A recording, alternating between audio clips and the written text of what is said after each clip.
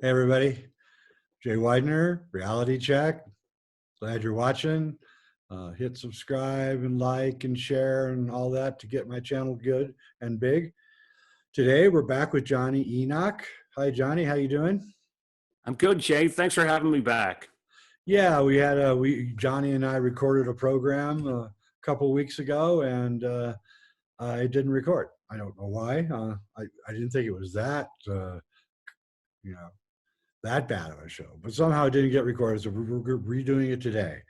And so let's revisit some of the stuff that we talked about in the last show that you were on that got recorded, which is the changes in the Great Reset that are happening right now. It's pretty obvious that this is the event that they're using to achieve goals that, you know, we don't understand in our little feeble minds. So help us out. What's going on, you know? Jay, I believe we're seeing these gigantic changes right now that are in alignment with a lot of planning that's been taking place over great periods of time. I don't believe that any of this happened overnight, and it's all a part of a great shift. I do think there is a cyclic change that's going on. There is a great awakening. But, you know, for example, on the last show that we had done, and then the follow-up show you had done with Danny Estulin, I really think people need to go back and listen to that Danny Estulin show, because he hit a lot of incredible markers talking about global economic projects and everything moving forward. But it's interesting because a lot of the stuff that we had said on that show is starting to come to fruition now.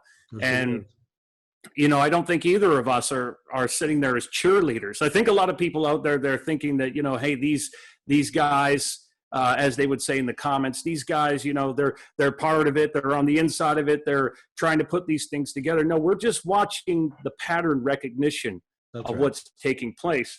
And, you know, in some of these latest reports we're seeing, we were talking about how the stimulus check in the United States, as well as in Canada, what's been known as CERB, you know, giving people this supplement payment, it's supposed to be renamed and brought over to a project known as Universal Basic Income. Well, that's no longer being hidden. That's no longer, you know, sitting in the background, UBI. You know, even in the Canadian news, it says in CBC, it says here that BC's Yin Pao Wu is now saying that it's time to make Universal Basic Income part of the project. It's supposed to be something that's supposed to take over CERB. Again, we know they're doing this in Spain. We know they're doing this in Finland. And most certainly, I think what's going to follow with this in the United States are a suspension of mortgage payments. There's going to be those sort of actions done over to debt and certain things. Have you heard any news about this? No, I just the inexorable, path through the wilderness towards it. You know, that's what you see and feel, and you just know that's where we're headed. And people should know that when somebody's paying your bills, then they're in control of your life, and you're going to be looked at, examined, and you'll have. If they see anything that you've done that's wrong, you're going to probably lose your universal basic income. So it comes with a lot of strings attached. Sounds great on its surface. We can all be artists at home or writers, and I would love that world, but you are going to be investigated, looked at, have people snooping around in your life before you get the check, and after the check, and during the check. So that's what they're, and again, high technology is going to force a lot of people not to have jobs. So we have a serious problem coming very quickly. Do we really want hundreds of thousands of starving people roaming our streets, Yeah, and when this economic reset takes place, and again, as we laid out before, the whole point of it is to move over to a blockchain-based digital currency, where at first it's going to be very seamless. You'll get rid of cash. You'll say that your cash is covered in viruses. It's got old racist white guys on the cash, let's get rid of it. There'll be whatever excuse we give to it, why it's untenable, why we no longer can have coins and money, just get rid of cash. That will be the reason right across the board. It'll move over at first over to your debit cards, to your charge cards. Your accounts will change over into a new digital currency, and that will be right across the board. But with this, it's rolled out very carefully and meticulously alongside this immunity passport system or digital ID. And we've been seeing this a lot in the news the last little while. Most certainly, we had this piece in the news. Did you see this with Elizabeth Renaris, the Harvard lawyer that was working on ID 2020, where she resigned from the council? She said there was privacy concerns, that not only did this have this sort of a hash and things it was collecting for blockchain, but it was monitoring a whole lot going on in your life, more than just your immunizations. And that's the whole point of this thing, is a digital ID. And believe it or not, where they're rolling out these smart cities is in Africa. So many people have heard of the singer Akon. He's sort of a singer that came out in the 2000s and did a lot of songs in R&B and hip hop and everything. And he's doing a lot of great initiatives. I really think it's great what he's doing. He's bringing all kinds of free electric projects and bringing things over into Africa and whatnot.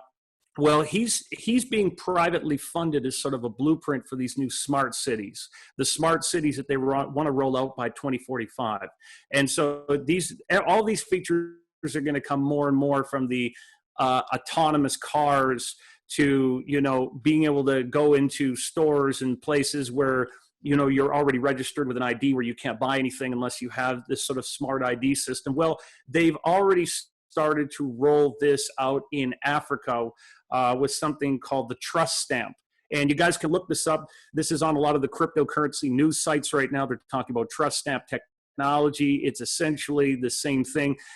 What you're going to be told again and again is that you're a conspiracy theorist if you're talking about the microchips. Because as we mentioned in the show before, it's not going to be rolled out as a microchip. They're not going to say, oh, we're going to give you a microchip, because they know that you've been talking about this for years and years.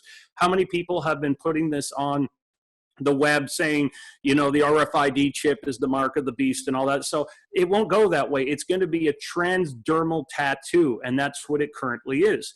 And some of these are going to be temporary. They're going to have medical purpose. They are going to be offered even when children are being born.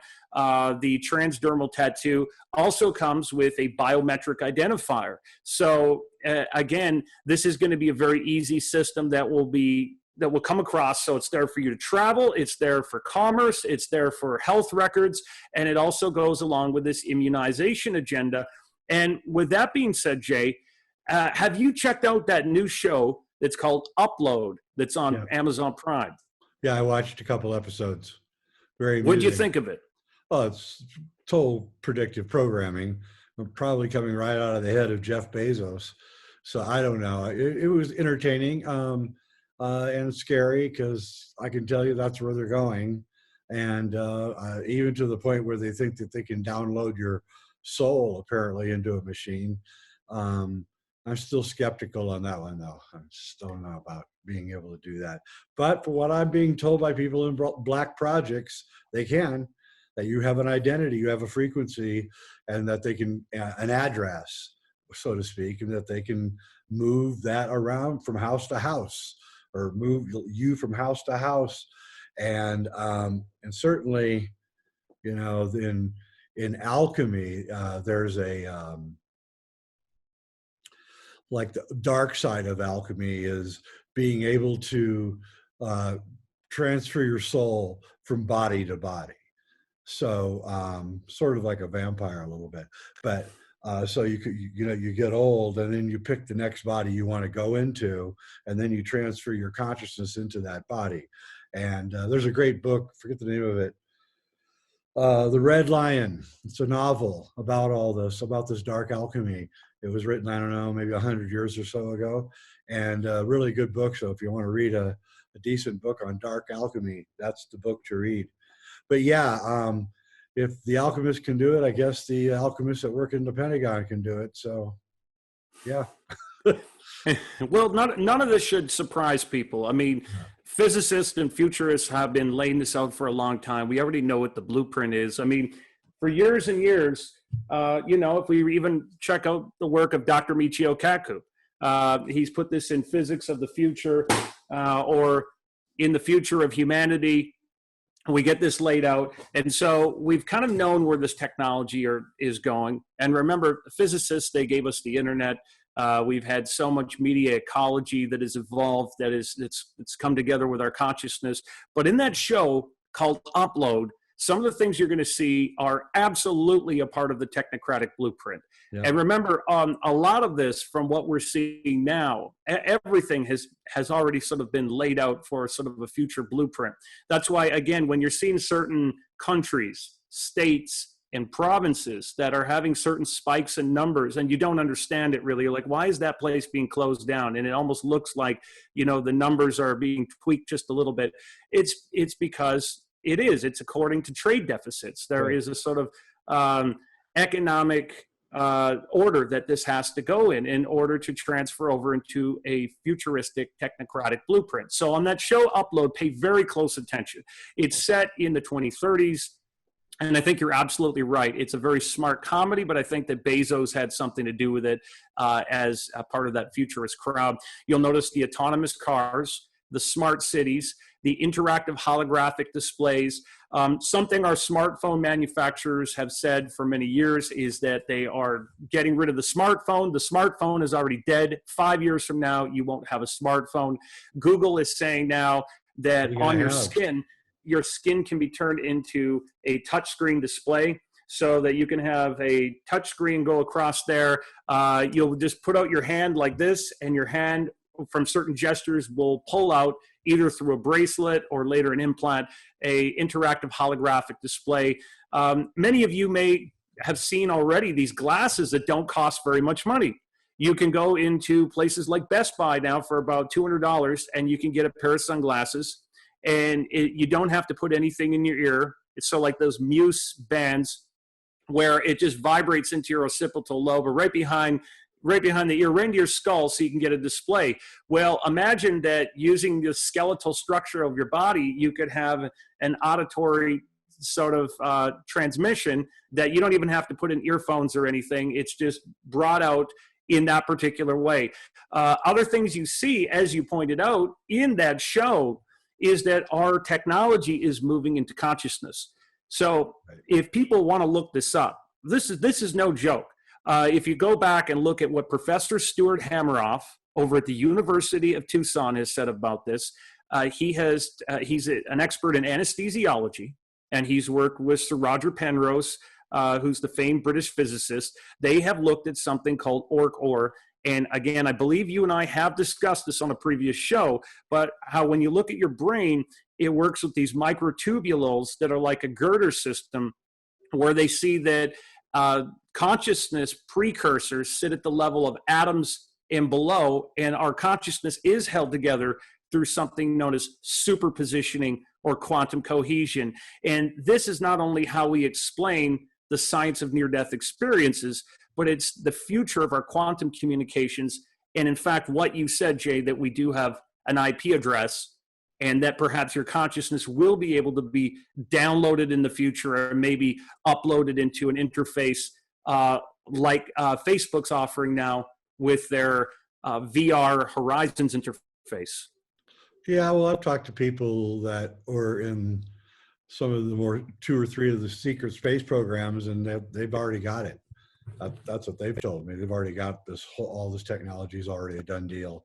They can actually hold you in a place until they get your clone ready for you to come back into it. So they're already there. They're just releasing it slowly to us through the next 10 years is what I'm guessing. That it's, one step at a time until we get used to it. It's a slow motion event. We didn't expect that one.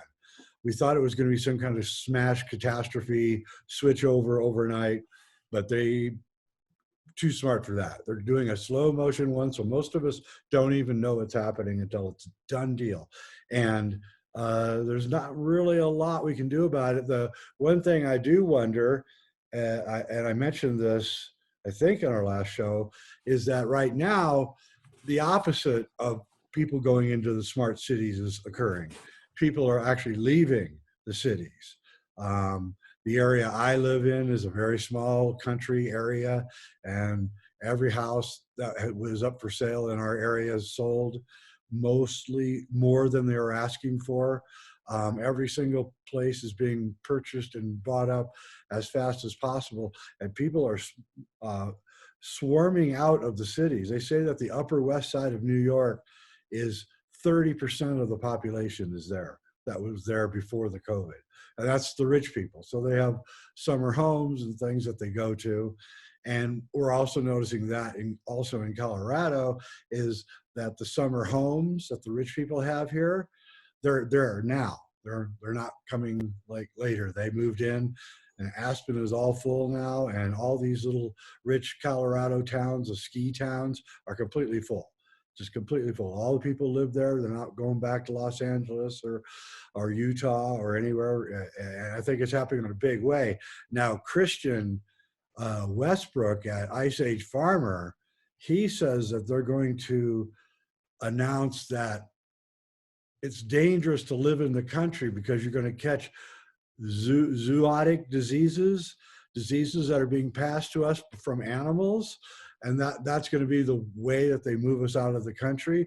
But at current rate, the country is going to fill up very quickly and the cities are going to empty out very quickly. That's my at least short-term prediction.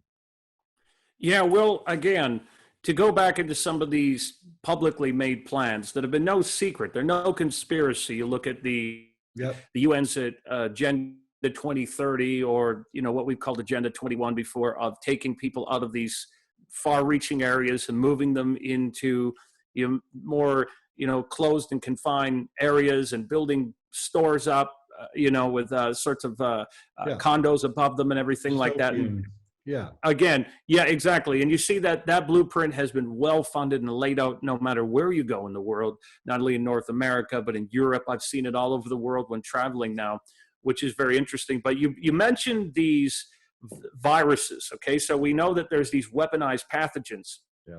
And again, I want to reiterate this again. I think it's very interesting when you go back into that old interview that was done with Arthur Newman, who was known as Henry Deacon on Project Camelot. He was warning people many, many years back about weaponized pathogens.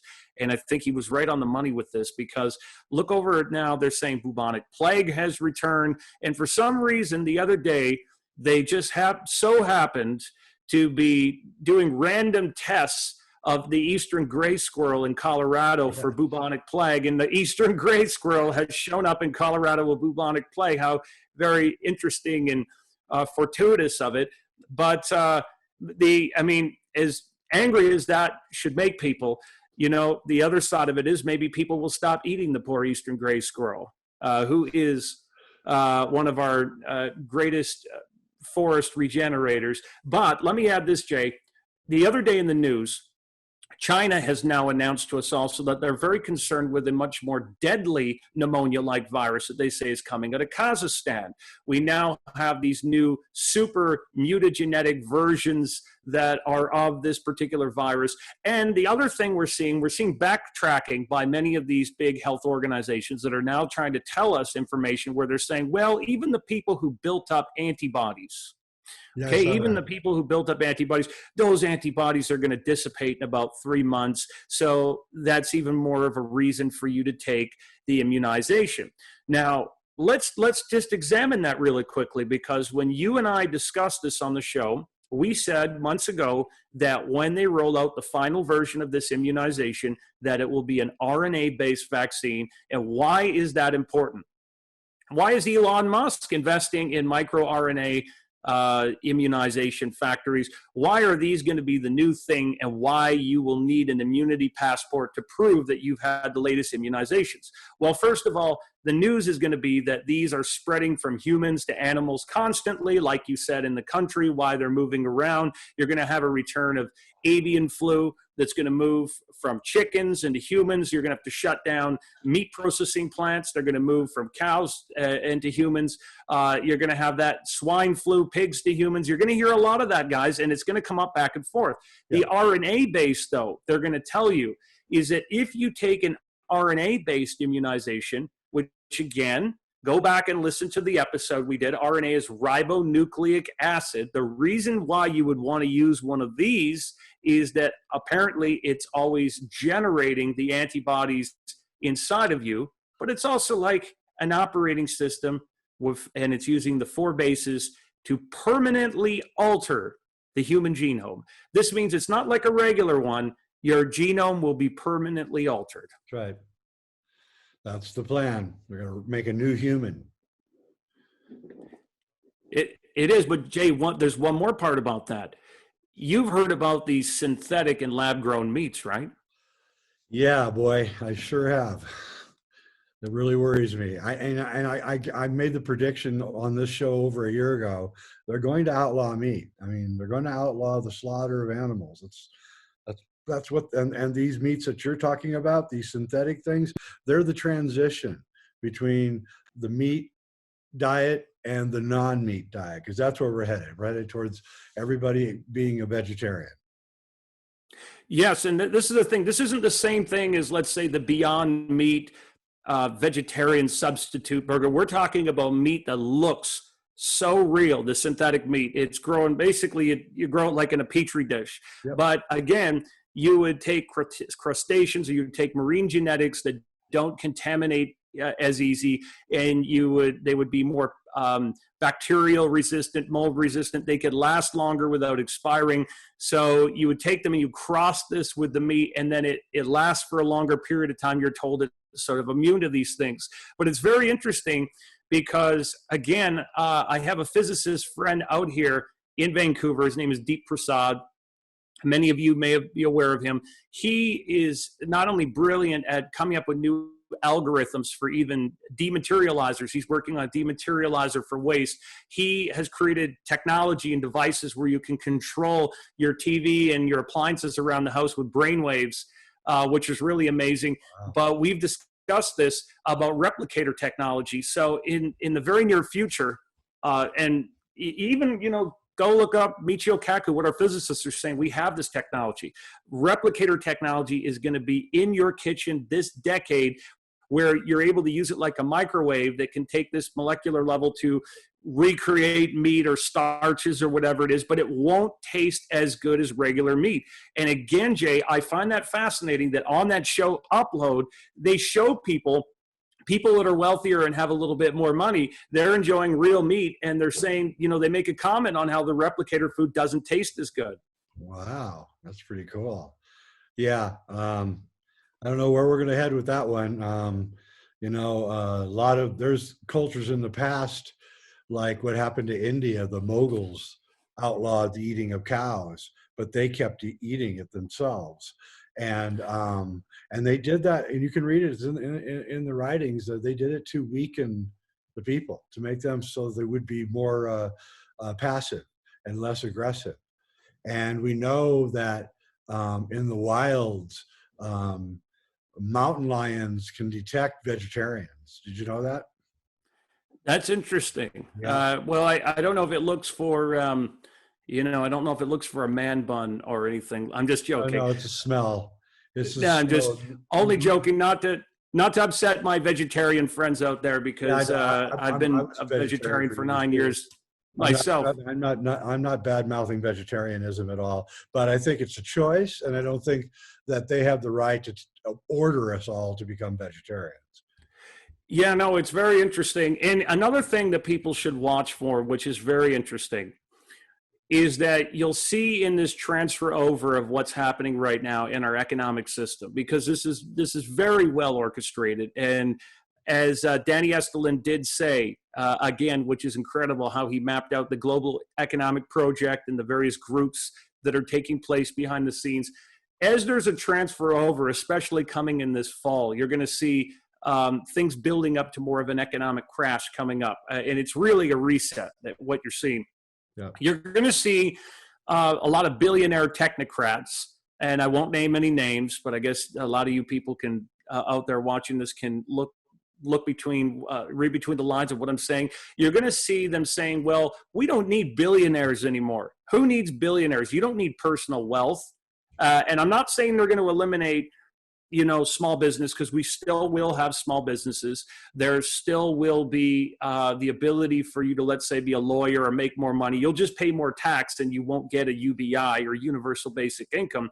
But in order to automate the system, replace more jobs with robots and things like that, as they roll this out moving forward, the billionaires are going to say, we don't need billionaires. You don't need personal wealth. We need to start eliminating that. Well, if any of you out there have ever gone to a corporate lawyer or an accountant, many of you might not be familiar with this, but if you have, you'll know what I'm talking about, that they'll tell you the first thing you have to do if you want to pay less money on your taxes is that you start a holding company. Right. And what that is all about is if you have a holding company or a corporation is really a corporeal person. You're creating an entity that is, it's like a business entity. It's almost like you're creating the golem, golem that was created over in Prague that came to life. You're giving life to a new entity. It has a credit rating. It has its own legal responsibilities. It has shareholders, monetary shareholders and everything, but it also is sort of a legal barrier known as the corporate veil. So when you're creating this thing, it pays less taxes and it works like this. Well, you can also do these with these foundations. Pay very close attention to when you see these folks that are telling you this, they all have their own foundations. So what that means is that they can proxify this. So they are really operating, as that entity behind an organization or a foundation or whatever it is that has, pays, if it's a nonprofit foundation, it pays no taxes in some cases. In other cases, it has legal immunity, indemnification, and it can operate proxified so that if they are seen as a great asset or an employee that they're controlling behind the scenes like the Wizard of Oz, their lifestyle is seen as a benefit or what have you to that particular foundation or corporation, and then they can operate. So when they're telling you, we want to eliminate that rule doesn't apply to them because there is sort of a way around that. But you're seeing a restructuring of things and a new system that's being unfolded, I think is very fascinating. I would totally agree with you. That's what's exactly going to happen. And sooner than you think. Sooner than you think. That's what I think. And it's almost like a new guard stepped in like a year or two ago and said, okay, this is it. We're doing it. And they're just hitting the pedal to the metal. There's nothing we can do about it. But should we go again now? Yeah, we can go now. I'll just edit it out. Okay. Another thing that we are starting to see is that there is this changeover with these national identities in the world. And I really believe that this has been sort of imploding from the inside out. There's been a well-funded effort against this. You'll notice that this movement out there now that everything from your national anthem is bad, let's get rid of it, let's replace it. Your flag is bad, it's oppressive. You're getting news now that your statues are bad. And this is a very sad thing to see because we know that America was born out of great ideals. And it was a product of not only the Renaissance period, but you see the Masonic language that was put there by the founders of the United States of America that was put into the Constitution and other things, so life, liberty, and the pursuit of happiness. You see that these things have been great. And sure, there have been great trials and tribulations, the things that have happened, that have allowed us to grow and evolve. I get it why people are, have frustrations and the tensions and the old hurts and generational wounds that have been there. But this point of tearing down statues is truly based on ignorance. When we see the likes of the founding fathers, Jay, which you and I have discussed, you have a George Washington or a Thomas Jefferson, who was a Mason, by the way. I believe he was brought into the Nine Muses Lodge in France by Benjamin Franklin and brought in. And you see all these great guys that came. None of them were perfect, but Washington, for example, who I have up in some of these rare Masonic prints here. Washington, for example, we see these guys. Yes, they had slaves and whatnot around, which was a horrible, terrible thing. Slavery was a terrible practice. But in these particular trials and tribulations we grew through, look what America has given the world. We've had so many great people that we could put up statues alongside of them instead of tearing them down. We could put up the likes of your Martin Luther King Jr.'s, your Bruce Lee, these great heroes. Look at the great things, the religious freedoms, the creativity, the music, the movies, blue jeans, bubblegum, rock and roll, all the things that have happened out of America. You know, Jay, have you ever heard of the Japanese sort of art that they have that's called kintsukuroi? Have you ever heard of this? Yeah. Yeah, and to them, they see if you have imperfect statues or you have art, they may have cracks or imperfection. It's seen as a thing of beauty because you can repair it with gold that comes into the cracks. And I think that's how we have to see our statues and everything in the past, that these are markers of our growth and evolution. Yeah, I just think what you want to do is if the guy did some bad things in his life, like slavery, which is a terrible thing, all you need to do is just put a plaque next to the statue and tell people historic facts about the guy or the woman or whoever, and yes, let's build some other statues too. America, created the art form of jazz. We make statues to many of the great past jazz artists like Miles Davis. So we got to rethink things. We don't want to destroy our past. We want to remember it and not repeat it. That's the thing. And right now, this is part of their plan, though, is they always get rid of the statues first. That means that they're very serious, by the way, folks, about this. This is not like the 1960s, which were very serious. There was a lot of riots, but they weren't tearing down the culture. This is tearing down the culture, and that's the scary part of what's going on right now. Absolutely. I mean, America has given the world so much, and that's all we see now is the focus, though, on the negative. Whenever I've gone back and I've listened and read out the Gettysburg Address and listened to it in my mind play out, Lincoln was not a perfect man for the first half of his life. He had a lot of enemies, but, you go back when he's talking about 77 years, and he talks about how right makes might and the incredible pressure that was on his shoulders that you see that came out. There were so many beautiful things that have unfolded because of this. And we cannot take these things for granted, but most certainly the scary part about these things, as you know, is we have seen these sort of things happen before. With when you go back to Ceausescu or the Bolshevik revolutions, Lenin, Trotsky, Stalin, they go for the statues, they go for the books. And most certainly the one thing we take from that is that those ideals never work whenever they've been tried. But with that being said, I do think that what we're going to see unfold in the fall is potentially going to look like this. I think Trump could possibly be the last elected president in U.S. history. And what we'll see happen because of this election is it's going to be like nothing you've ever seen before. We know that there's these weaponized pathogens in the world, quarantine areas coming out. We have the threat of war with China. Regardless if it happens or not, you have China wanting to sign pacts with Iran. You have pacts with North Korea. They could easily envelop Taiwan, as we've talked about before on the previous shows about how that group, that's really just a magic trip of compartmentalizing two different parts of the same beast.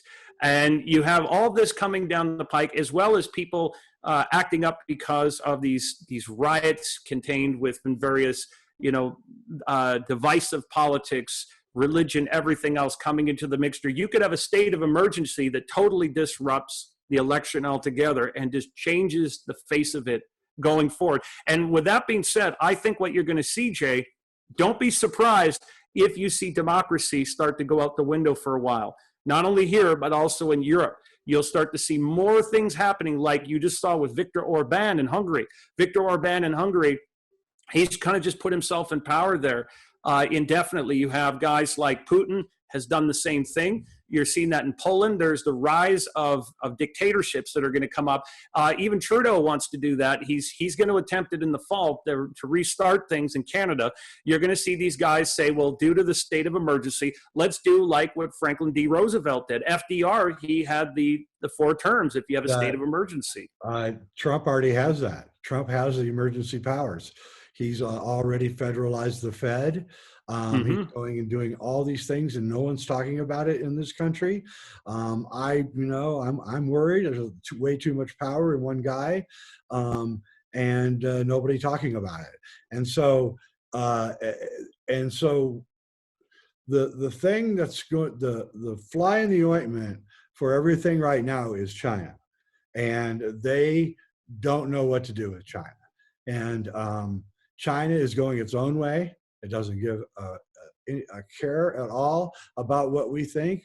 They already know where we're going, and they want nothing to do with it, and they've told us that. And so China is determined to become the de facto leader of the world. And if you think about it, they're behind the fentanyl, they're behind the COVID, they're behind a lot of things. And I think this is a covert war. And the United States wasn't fighting this war until about 3 years ago or so, where they finally started fighting back. They were in denial that there even was a war. So the future you're describing is going to happen, but it's not assured, because we don't know what the wild card of China is really going to do and what they're up to. That's it. I mean, and this is the thing I want to remind the viewers again, because we always get these comments after where people are saying, no, that's not the future that I want. And, you guys are, planting these seeds, you're behind it. That's not at all. We're just looking at pattern recognition. Truth be told, the future is an unknown and unpredictable dimension moving in space, constantly shifting and maneuvering. But we can see these patterns of what's taking place and where they're falling into their alignment. And, for example, we've talked about how next year, the weather patterns are going to get so crazy. They are going to be ridiculously crazy. Yep. Well, again, we know that there are magnetic poles that are shifting and things that are happening that we've been tracking for a long time in the world. And I mean, I was going to get into this after, and we can come back to more of our current events. But when we look at your great book that you wrote, The Mysteries of the Great Cross of Hendaye, when we look at this book, you did talk about the fact that there were shifts in solar cycles and whatnot. Yeah, that actually the cross of Hendaye, if you want to say it in English. And don't forget, in English, if you have a word with the H at the beginning, you drop it. So it's silent, like herb is herb, right? Well, Hendaye would be end day in that case. So Hendaye, of course, being a small town in France. But yeah, this cross in Hendaye predicts the solar cycle and warns that we're headed towards, some kind of catastrophe with the sun. And what that catastrophe is anybody's guess. It could be a coronal mass ejection. It could just be an ice age. It could be just anything, really. And so I think we're going into this right now, and they're doing this in concurrence. The political things are happening because they already know about the weather cycle. They're not telling us about it. They keep telling us it's global warming, but it's not global warming. It's something different. What it is that the winds are usually they are a small tight pattern that go across the planet, but now they're going all the way to the north, all the way to the south, all the way to the north, and this is causing just havoc everywhere. And our electromagnetic field has collapsed almost completely, as has the sun's, which is even more important than ours, because the sun's electromagnetic field protects the planets from large amounts of radiation that are flowing around in space. And I think a lot of the craziness right now is due to cosmic bombardment, and without our protective layers up anymore. And some people just are absolutely losing it. I'm witnessing it all the time, even in my small town. They're losing it. We're having fights and arguments and things that were never ever happening before, stolen cars, and it's all not really done with any purpose. It's all just kind of crazy. In other words, the cars that are getting stolen aren't really being taken and used for anything. They're just being stolen for fun and then dropped off. Like, and it's like, huh, you know, why did they do that? They could have gotten arrested, you know, charged with a felony, and you know, for just for a joyride. And so I think we're in for a psychological thing happening from now on. I'm trying to, you know, I'm looking out at a lot of things and wondering how are they ever going to come back? All right, like conferences, conventions, um, big sports events, concerts, movies. That I don't see them coming back. Where I live, we have these spiritual centers. A very wealthy person built these spiritual centers. There's a Zen center and there's a Tibetan Buddhist center. They're really nice and they're really well built, but they're all going bankrupt right now, and they're not going to come back because of the COVID. And so I just see the whole thing completely. It's going to be so different. We're not going to even recognize it. And Isn't it in Colorado? In Colorado, you have that one famous monk that was a whiskey drinking, sex loving monk. Trumpka. Yeah. Trumpka. Yeah. Yeah. I know. One of my friends lives in his house that he has in Boulder. Yeah. He loved the women, man. He loved the girls. And that's the thing. It's going to come back in slow increments.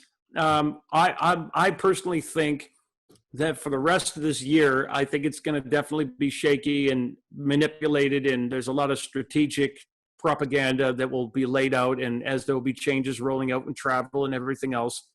From some of the memos that friends of mine have told me that have been passed around, I do know that most health organizations and whatnot have passed around memos saying that in the fall, they're expecting some kind of a second wave to be prepared for it. And so that, you might say, is sort of already part of the blueprint.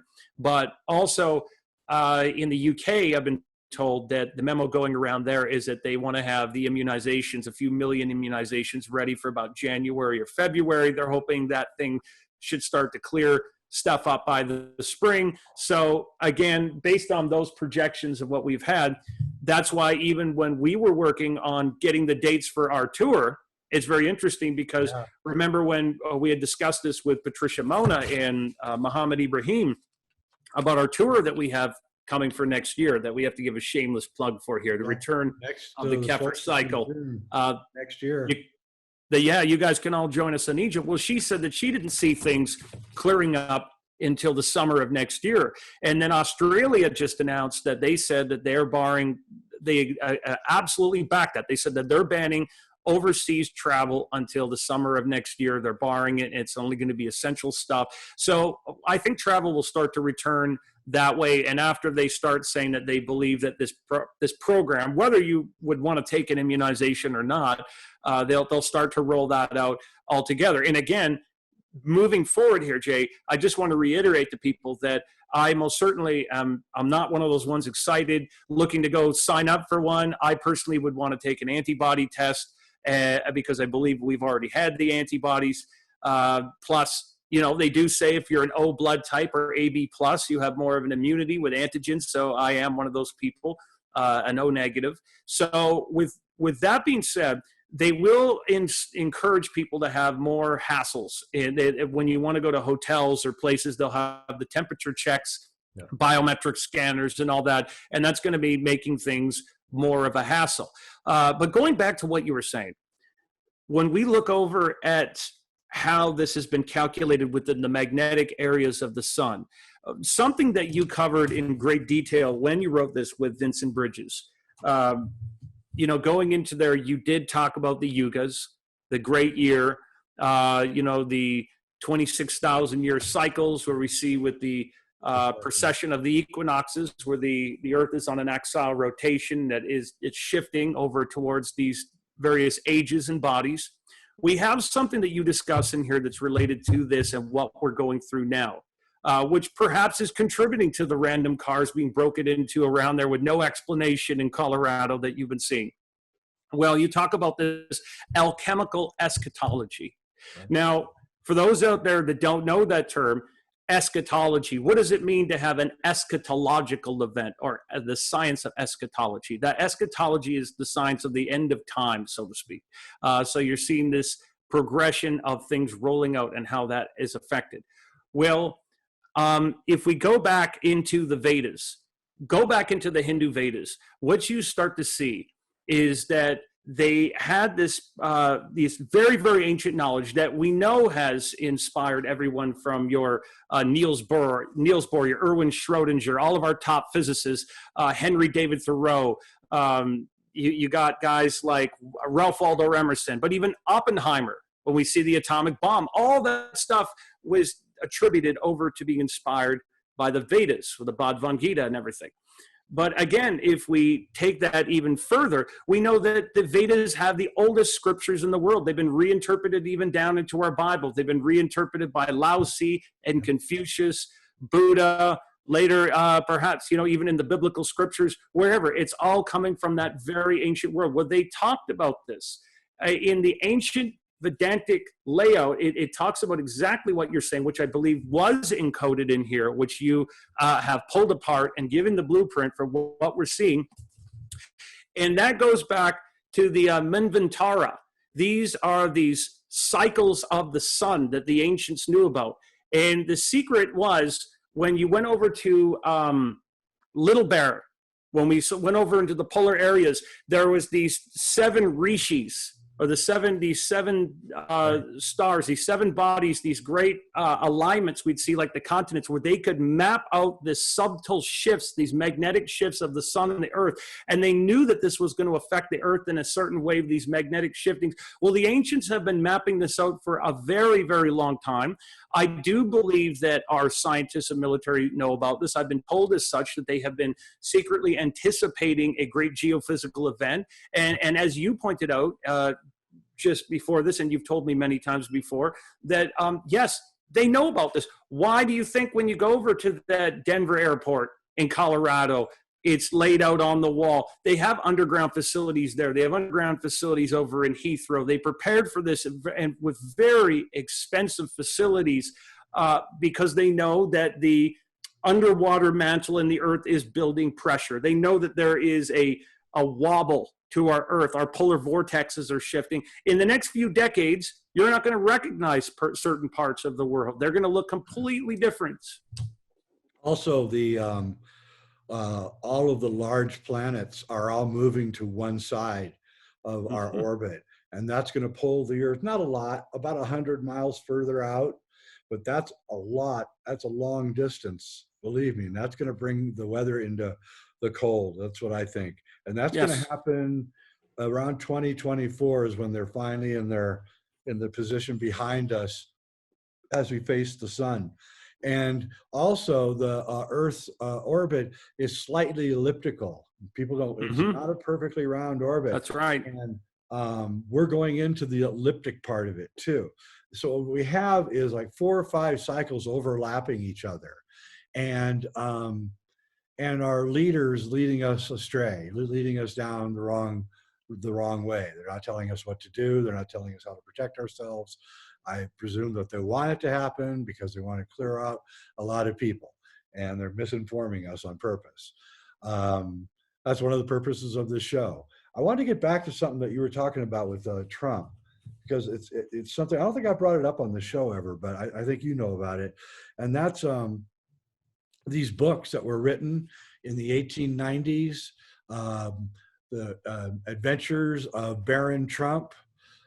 There's 2 books that were written, and Baron Trump is this young kid, and he's really rich. He's a baron, and he goes to Russia and gets a time traveling device, and then he builds a castle right where Trump Tower is right now on 42nd Street, and then Trump names his kid Baron, and then sometimes Trump has silvery hair, and sometimes he has orange hair. And I was told, I know this sounds crazy, but I was told by a a guy who was in his 80s. It was about 3 years ago. He was a high up in the Reagan administration, part of the secret space program for Reagan that was just beginning at that time. And he said that, I thought he was joking at the time. He said that the president wasn't the president. It was Barron Trump from 2070, and that he knows every single thing that's going to happen. So he's just going to act real cool while all this stuff is going on. And the reason I'm bringing this up is because the same author who wrote The Adventures of Barron Trump in 1895, in 1897, he wrote a book called 1900, The Last President. And in this book, the guy is unexpectedly elected president, causing riots and people to go out of their minds and they're apoplectic and going crazy. And then through a bunch of weird circumstances, he becomes the last president. And it's the same guy that wrote The Adventures of Barron Trump. And I don't know what to make of any of that. I'm just bringing it up, but it surely is truly a weird coincidence. Well, I would say that there are all kinds of incredible books like that if you know where to look. I mean, one book that was highly classified for a long time in English history, if you go back and look at Mother Shipton's prophecies. Now, I don't care if you want to say that there were forgeries of Mother Shipton's prophecy, even if you go back and you look at the forgeries of when Mother Shipton's prophecies came out. I mean, she talked about this idea of having horseless carriages, and around the world men's thoughts shall fly like the twinkling of an eye, and all the things she was saying. She was describing, wireless communication, the internet, all these things is amazing. So for a while, I believe it was over in Wales that they kept this in a very particular library. They were worried about some of these prophecies and things that have been laid out. They're stuff that defies explanation. I agree. For example, you go over into the Abydos Temple in Egypt. Yep. You look up on the wall, and Ancient Aliens, all these shows have done this a bazillion times. This is like everybody has done it. They've zoomed up where it looks like there's a helicopter, an airplane, a submarine, and everything. Well, for years I would go there with Muhammad, and we would look up there, and sure, you might look back at this thing and link the temple over to the time of Ptolemy. But even though that temple is very old and it's built on top of layers upon layers upon layers of subterranean areas that go back a long way from where the Nile would flow up with various subterfuge. But in that particular temple on the wall, we see that some of these people would dismiss this for the longest time. I know when I would go there with Stephen Mailer, he would get so angry at this. He can't stand the Ancient Aliens theories, and he would say it's a palimpsest. It's a glyphs on top of glyphs. It's water erosion. It's nothing. Well, we've seen clues in that temple. Even Muhammad, who's very pragmatic, we've seen clues in that temple that what is on that wall, from what they were accessing, where they were going through these stargates and eating the monoatomic gold, that they potentially had a way of going maybe into the future or seeing timelines or doing something like that, where now he's opened his mind and said, okay, there's something else going on there, that yes, maybe they did see a helicopter, an airplane, a submarine. So there's stuff like that out there. Sure. Nostradamus saw the same things. So he would look into a bowl of water and scry, move it around with a candle, and then he would see airplanes and guys with the oxygen masks on, and World War II and Hitler instead of Hitler, and he got so close on so many things. So there definitely is. I think time is a kind of like a bubble, and you're in the bubble, and you can travel to different places in the bubble. I think that's what it is. And for us, we have to have a past, a present, and a future in order to keep our lives straight. But I don't think animals think that way. I think the animals are always in the ever present, and of course that's always the goal for spiritual people. And we, by the way, we are going to be in Egypt next June 21st. We're going to be at the Great Pyramid. If you want to join us, I'll put the link below on the description, so you can contact Johnny or whoever and get in there and get your tickets and all that. Johnny will return the money if it gets canceled because of COVID or anything else. We're going to have Patricia, Mohammed, me. I'm going to have Mohammed on soon, Johnny. You got to help me arrange that. We will. We'll get him on. This is the thing. I mean, with getting into this tour, it's going to be very significant because the permissions we have are just incredible. They want to bring tourism back. The Egyptian government just spent so much money upgrading all their infrastructure, really state-of-the-art museums, the airport, which I visit the airport every year. I go there for tours. I was just there. The airport is so futuristic and gorgeous. Just before this virus hit, they were just waiting to roll this all out to everybody. But there's a lot of significant things that have happened there. They've just erected and raised a new obelisk that's very significant to the mysteries. It's been raised in Cairo. There's new discoveries. We're getting very exclusive access with not only going in, we have all these beautiful, gorgeous luxury hotels lined up at an incredible price for you guys. But if you come on this tour, we have the permissions. I have never seen permissions this good in my trips. I never have either. It's amazing. We're going to be there on the solstice for not only when there's a solar alignment in the pyramids, where we're going inside the Great Pyramid, and then at 4 a.m. on the solstice, when the light is coming down, there's great secrets that are revealed at the Sphinx, and we will be inside the Sphinx complex, and we'll be going under the Great Pyramid. We'll be going under the Great Pyramid, but also over into the Pyramid of Djoser, in Saqqara, areas of Abydos. We got stuff that is really special. Do not miss this tour. It will be mind-blowing, and we'll take you on a spiritual adventure as well as a physical adventure. It's going to be great fun. Patricia's going to be there. She's going to do some psychic archaeology. We're going to have a lot of fun. It's going to be a groundbreaking trip, and I want everybody to come. And Jonny, I just want to thank you for coming on. Your updates are always really interesting, and you've got a lot to add. I want to emphasize you're not cheering on some kind of future. You're a guy who's just curious, and you're telling us what you're finding, and I want to know. So thank you. That's right. Well, thanks for having me on, Jay. It's always a pleasure to be here with you and the Reality Check viewers. And again, you know, I believe that we will have a bright, incredible tomorrow, an amazing future to look forward to, but we have to go through some growing pains first, but we'll get there. I agree. And remember, the future is ours to make. It's not necessarily already a done deal. And I think that we have something to say about that future, and we should say it. And I particularly have a particular future I want to live, and I don't know if it agrees with their future. So we'll see. Anyway, thanks for watching, everybody. I'm Jay Weidner. This is Reality Check. Tell your friends, tell your family, tell people that don't like me, tell people that do like me to watch a show, because it's a good show. All right. Thanks for watching, everybody.